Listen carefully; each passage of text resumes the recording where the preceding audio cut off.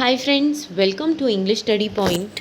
Today in this lecture, I am going to talk about main work of Aristotle, that is Poetics. So let's start. Poetics contain 26 chapters. So Poetics जो work है इसमें 26 chapters हैं and ये UGC net के लिए अगर आप prepare कर रहे हैं सो ये क्वेश्चन भी मैंने प्रीवियस ईयर के पेपर में देखा है। सो ये क्वेश्चन भी आया हुआ है। सो एरिस्टोटल का पोइटिक्स वर्क जो है उसमें 26 चैप्टर्स हैं। It is said that the work was left incomplete because there are few things which Aristotle did not discuss in detail. So poetics work जो है इस पर भी क्वेश्चन आया है कि एरिस्टोटल का ऐसा कौन सा वर्क है जो कि इनकम्प्लीट है।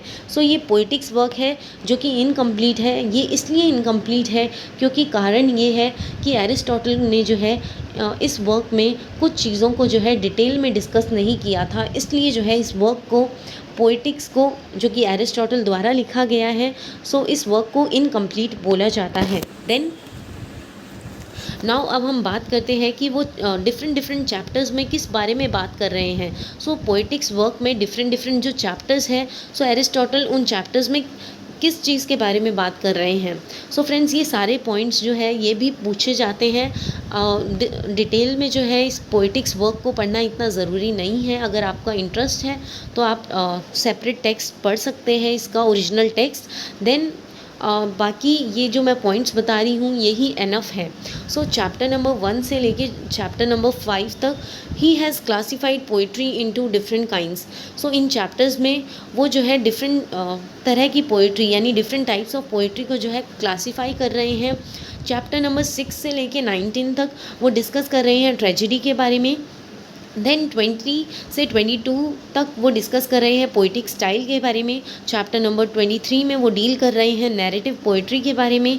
देन 24 में एपिक पोइट्री से डील करते हैं। देन 25 में वो डील करते हैं critics objection against poetry and Aristotle's reply to them, कि जो लोग पोइट्री के अगेंस्ट हैं, जो क्रिटिक्स पोइट्री के अगेंस्ट हैं, सो एरिस्टोटल जो है चैप्टर नंबर 25 में उन सभी को अपना रिप्लाई दे रहे हैं। देन चैप्टर नंबर 26 में वो कंपेयर करते हैं एपिक को ट्रेजेडी के साथ। Then according to Aristotle there can be 3 kinds of poetry, product of some form of imitation, कि एरिस्टोटल के अकॉर्डिंग 3 टाइप्स की पोइट्री होती है एंड ये जो पोइट्री है ये प्रोडक्ट है मतलब डिफरेंट मतलब कॉपिंग स्टाइल्स का। कॉपिंग स्टाइल्स का मतलब क्या है कि मतलब 3 तरह से जो है पोइट्स पोइट्री को जो है कॉपी करके अपना फ्लेवर देके जो है उस पोइट्री को यूनिक बनाते हैं। सो 3 तरीके से जो है पोइट्स इमिटेट करने की कोशिश करते हैं पोइट्री को क्रिएट करते वक्त। Define poetry by telling 3 kinds of poet we imitate, कि एरिस्टोटल जो है पोइट्री को डिफ़ाइन करते हैं एंड बताते हैं कि हम लोग 3 तरह के पोइट्स को जो है कॉपी करने की कोशिश करते हैं। People who are superior to us, जो लोग हमसे सुपीरियर होते हैं यानी हाई स्टेटस के लोग जैसे गॉड्स, हीरोज़ हो गए, किंग्स हो गए, सो हम जो है उनके बारे में जो है पोइट्रीज़ लिखते हैं।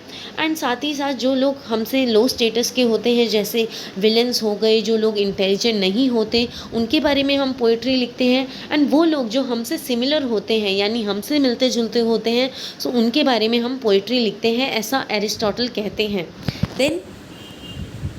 देन अब एरिस्टोटल बताते हैं कि सुपीरियर फॉर्म्स में क्या क्या आ जाता है। सो पोइट्री जो है सुपीरियर फॉर्म में आती है। ड्रामा के अंडर ट्रेजेडी जो है उसे सुपीरियर कंसीडर किया जाता है। एंड इन्फीरियर में क्या क्या आ जाता है, कॉमेडीज़ आ जाती है। देन ड्रामाज आ जाते हैं, ड्रामाज भी इन्फीरियर में इन्फीरियर फॉर्म में इंक्लूड होते हैं। और साथ ही साथ जो हम पोइट्री के अंदर सटायर्स देखते हैं वो भी इन्फीरियर फॉर्म है। देन अब हम बात करेंगे कि एरिस्टोटल चैप्टर नंबर 6 से लेकर 19 अपने पोइटिक्स वर्क में क्या कहते हैं। Tragedy as poetry that concern serious actions of certain gravity. So Aristotle का कहना है ट्रेजेडी क्या है, एक तरह की पोइट्री है जिसमें जो है सीरियस एक्शंस को परफॉर्म किया जाता है एंड ये मतलब सर्टेन ग्रेविटी पे डिपेंडेंट है, यानी मतलब सर्टेन जो है फोर्स है, मतलब सर्टेन फोर्स यानी कोई फोर्स है जिसके थ्रू जो है सीरियस एक्शंस परफॉर्म करके जो है ट्रेजेडी को प्रेजेंट किया जाता है ऑडियंस के सामने। It should use language that incorporate harmony, कि ट्रेजेडी के अंदर जो है इस तरह की लैंग्वेज का यूज़ होना चाहिए, सो उस लैंग्वेज में प्रॉपर हारमनी होनी चाहिए, यानी प्रॉपर बैलेंस होना चाहिए, प्रॉपर रिदम होनी चाहिए, सॉन्ग होना चाहिए, एंड साथ ही साथ सीरियस एक्शंस जो है परफॉर्म मतलब होने चाहिए। सो ये जो है इस तरह से जो है एरिस्टोटल डिफाइन करते हैं ट्रेजेडी की डेफिनेशन को। देन बताते हैं epic poetry is not performed by actors. Please remember this, कि एक एपिक पोइट्री जो है एक ऐसी तरह की पोइट्री होती है जिसे एक्टर्स परफॉर्म नहीं करते। इस पोइट्री को जो है लेजेंड्स परफॉर्म करते हैं, महान लोग, गॉड्स वगैरह, किंग्स हो गए। सो एपिक पोइट्री जो है एक्टर्स नहीं परफॉर्म करते, ऐसा एरिस्टोटल का कहना है। देन अब हम बात करते हैं, there are 6 important parts of tragedy according to Aristotle. सबसे पहला plot, second is character, third is diction. Diction क्या होता है कि रिदमिक लैंग्वेज का यूज़ करना। देन फोर्थ इज़ थॉट, यानी विचार। फिफ्थ इज़ स्पेक्टिकल, जो कि ऑडियंस को हम बोलते हैं, और साथ ही साथ सॉन्ग्स भी होने ज़रूरी है। सो ये क्या है, मतलब 6 इम्पॉर्टेंट एलिमेंट्स हैं ट्रेजेडी के। देन प्लॉट क्या है, it is the soul of tragedy. So plot क्या है, ट्रेजेडी की आत्मा है। The 5 elements of good plot are. देन एरिस्टोटल बताते हैं कि गुड प्लॉट के 5 एलिमेंट्स होते हैं। सबसे पहला, एक ट्रेजेडी जब भी क्रिएट होनी चाहिए वो अपने आप में कंप्लीट होनी चाहिए, यानी उसका जो है प्रॉपर बिगनिंग होनी चाहिए, प्रॉपर मिडल होना चाहिए, और साथ ही साथ प्रॉपर तरीके से एंडिंग होनी चाहिए। सो इस वे से जो है एरिस्टोटल बताते हैं कि इस तरह से जो है अगर गुड प्लॉट को क्रिएट करना है ट्रेजेडी के अंदर, सो उसके अंदर पूरी कंप्लीटनेस होनी चाहिए। Necessity of a tragedy to have a beginning, middle and end. और साथ ही साथ the tragedy show change from bad fortune to good fortune, कि अगर ट्रेजेडी की शुरुआत बैड नोट से हुई हो, सो उसे जो है बैड नोट से अगर शुरू हुई हो, सो उसे जो है गुड फॉर्चून से एंड होना चाहिए। और अगर कोई ट्रेजेडी गुड फॉर्चून से, यानी गुड नोट से, अच्छे नोट से शुरू हुई हो, सो उसे जो है एंडिंग में बैड फॉर्चून से पोर्ट्रे किया जाना चाहिए। सो ऐसा वाइस वर्सा होना चाहिए। Just like living organism has a structure, कि हम देखते हैं कि लिविंग ऑर्गेनिज्म के अंदर स्ट्रक्चर होता है, ठीक उसी तरह जो है ट्रेजेडी के अंदर भी स्ट्रक्चर, प्रॉपर स्ट्रक्चर होना चाहिए। देन सेकंड बताते हैं एरिस्टोटल कि एक ट्रेजेडी में मैग्नीट्यूड होना चाहिए, एक तरह की एप्रोप्रिएट लेंथ होनी चाहिए of a tragedy should be such easily embraced in the memory can hold the events, कि ट्रेजेडी के अंदर जो है एक एप्रोप्रिएट लेंथ होनी चाहिए ट्रेजेडी की, ताकि ऑडियंस जो है ज़्यादा बोर ना हो, और ज़्यादा लंबी नहीं और ना ज़्यादा जो है छोटी होनी चाहिए, एकदम एप्रोप्रिएट लेंथ होनी चाहिए, और जो है इस तरह से कंस्ट्रक्ट की जानी चाहिए ट्रेजेडी, ताकि लोग जो है एम्ब्रेस यानी प्रेज कर सकें, और लोगों की जो है मेमोरीज़ में ट्रेजेडी जो भी दिखाई जा रही है ऑडियंस के सामने, मतलब ऑडियंस के जो है उसे रिकॉल कर पाएँ, मेमोराइज़ कर पाएँ, और सारी इवेंट्स जो है उस ट्रेजेडी के अंदर एप्रोप्रिएट लेंथ के अंदर ही जो है सारी इवेंट्स को जो है दिखा दिया जाना चाहिए। सो इस वे में जो है एरिस्टोटल बताते हैं मैग्नीट्यूड को। देन थर्ड हम बात करते हैं यूनिटी के बारे में। सो यूनिटी के बारे में बताते हैं, centering all the plot action around common theme, कि जिस भी बारे में ट्रेजेडी लिखी हो, सो जो भी प्लॉट का एक्शन हो, सो उसी जो है उसी के बारे में, यानी उस कॉमन थीम के बारे में ही पूरा मतलब ट्रेजेडी होनी चाहिए। सो कहने का मतलब ये है कि ट्रेजेडी का जो टॉपिक है, सो ट्रेजेडी पूरी ही जो है उस कॉमन थीम पर होनी चाहिए। सो जिस मतलब जो ट्रेजेडी का टॉपिक है, सो थीम भी जो है उसी पर होनी चाहिए, एक कॉमन थीम होनी चाहिए। So centering all the plot action around common theme, there should be unity of time, कि उस ट्रेजेडी के अंदर प्रॉपर टाइम हो, प्रॉपर टाइम को कवर करती हो, प्रॉपर तरीके से एक्शन जो है होने चाहिए और एक प्रॉपर सेटिंग होनी चाहिए. So there should be unity of time, action and place. Then unity of time से हम क्या समझते हैं? A play should represent actions that takes place approximately the same time as the play. So कहने का मतलब ये है, एरिस्टोटल यूनिटी ऑफ टाइम से ये कहना चाहते हैं कि जिस टाइम पर जो है प्ले शुरू हो रहा हो, यानी जिस भी बारे में प्ले हो, सो एक्शन भी जो है प्ले से मैच करता हुआ होना चाहिए. जो भी एक्शन हो वो प्ले की लाइन से मैच करता हुआ होना चाहिए. सो जैसे अगर हम डैगर सीन की बात करते हैं, अगर आपने मैकबेथ पढ़ी हो, सो एक्शन भी जो है डैगर सीन के बारे में ही होना चाहिए. ये नहीं कि बाद में उस डैगर सीन को दिखा रहे हों. सो ये नहीं होना चाहिए. जिस भी बारे में हम बात कर रहे हैं, सो वो एक्शन जो है उसी टाइम पर परफॉर्म किया जाना चाहिए. सो प्ले का एक्शन जो है उसी टाइम पर परफॉर्म किया जाना चाहिए. इसे बोला गया है unity of time. A play should represent action that takes place approx the same time as the play. Then अब हम बात करते हैं unity of action concerning one man, कि वो जो ट्रेजेडी के अंदर मतलब एक्शन जो होना चाहिए वो एक मैन के, यानी एक सिंगल इंडिविजुअल से रिवॉल्व करता हुआ होना चाहिए. एवरीथिंग शुड बी यूनिफाइड, कि कहने का मतलब ये है कि प्रॉपर बिगनिंग हो, मिडल हो और प्रॉपर एंडिंग दी जानी चाहिए किसी भी ट्रेजेडी को. अ play should have a logical sequence, कि एक्शंस जो है मतलब एक्शंस जो है इस तरह से परफॉर्म किए जाने चाहिए कि एक्शंस के बीच में कुछ ना कुछ लॉजिकल सीक्वेंस बनता हुआ होना चाहिए.